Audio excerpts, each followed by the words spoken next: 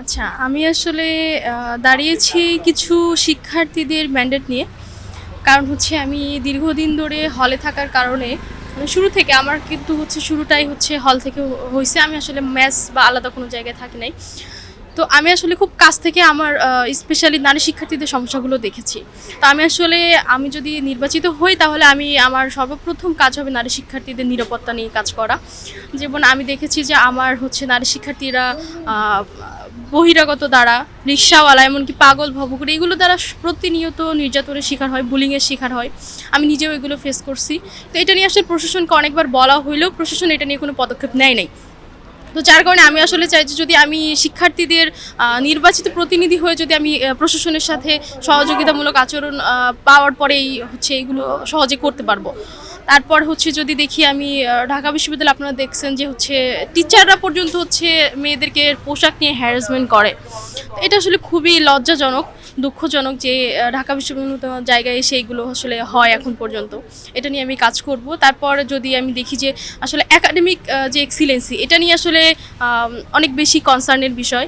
কারণ হচ্ছে এই যে শতবর্ষ পরে এসেও এই যুগে একবিংশ শতাব্দীতে এসেও আমাদের আসলে কোনো যুগের সাথে তাল মিলিয়ে গবেষণামূলক যে শিক্ষা ব্যবস্থা এটা কিন্তু আমাদের শিক্ষা কারিকুলামে নেই।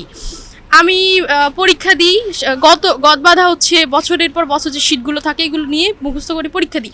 তো এখানে আসলে আমার মেধার মানোন্নয়ন কীভাবে হয় বা কিভাবে হবে, আমি কিভাবে মানে বিশ্ববিদ্যালয়কে হচ্ছে একটা ভালো গবেষণা উপহার দিয়ে বিশ্ববিদ্যালয়কে বিশ্বমানের বিশ্ববিদ্যালয় হিসাবে গড়ে তুলব। তো এইগুলো নিয়ে আমি কাজ করতে চাই যেন আমার শিক্ষা কারিকুলামে হচ্ছে এই গবেষণামূলক বা যুগের সাথে তাল মিলিয়ে যে শিক্ষা কারিকুলামগুলো দরকার সেটা যেন আপডেট করা হয়। তারপরে আমি দেখি যে আমরা হচ্ছে লাইব্রেরিতে, আমাদের একটা লাইব্রেরি আছে সেন্ট্রাল লাইব্রেরি, সেখানে আমি দেখি যে ভোর থেকে শিক্ষার্থীরা পড়ার জন্য লাইন ধরে থাকে। তারপরে যারা সিট পায় না তারা ফিরে যায়। এই সংকটটা কেন থাকবে বিশ্ববিদ্যালয়ে, যেখানে একটা ঢাকা বিশ্ববিদ্যালয়ের মতো জায়গা, একটা আমার বাংলাদেশের সর্বোচ্চ বিদ্যাপীঠ। তো এইখানে আমার হচ্ছে কাজ করার অনেক হচ্ছে জায়গা আছে। তারপরে আমি বলবো যে বর্তমান যুগে এসে যখন সব কিছু আধুনিক, সেখানে আমাদের এখন পর্যন্ত একটা লাইব্রেরির ব্যবস্থা নেই।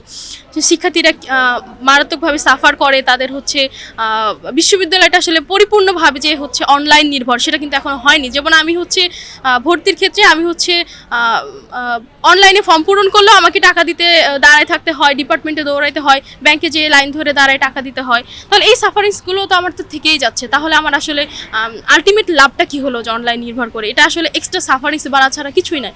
আমি চাই যে সম্পূর্ণভাবে বিশ্ববিদ্যালয় যেন আমার হচ্ছে মানে অনলাইন নির্ভর এই কাজগুলো যেগুলো অনলাইনে করা সম্ভব সেগুলো যেন সম্পূর্ণভাবে অনলাইন নির্ভর হয়।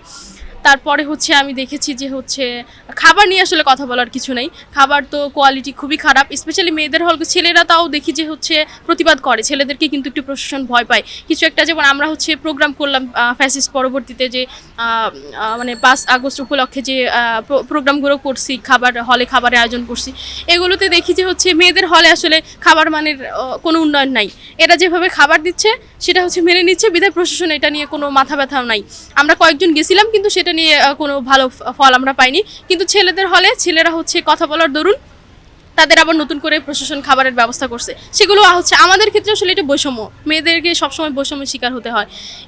এগুলো কেন হবে? বিশ্ববিদ্যালয়ে যখন আমরা আসছি, আমরা তো প্রতিযোগিতা করে ছেলেদের সাথে প্রতিযোগিতা করে আসছি, তাহলে মেয়েদের ক্ষেত্রেই কেন শুধু বৈষম্যগুলো হয়?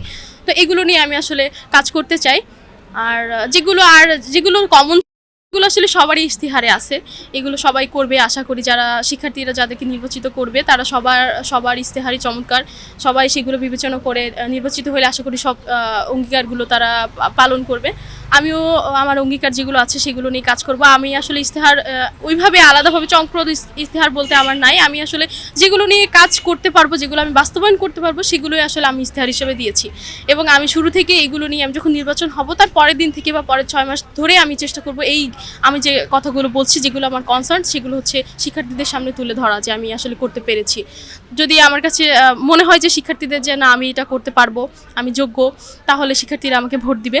আর যদি মনে হয় যে না পারবো না, তাহলে তারা যাকে পছন্দ করে তাকে ভোট দিবে। কারণ ঢাকা বিশ্ববিদ্যালয়ের শিক্ষার্থীরা অনেক সচেতন।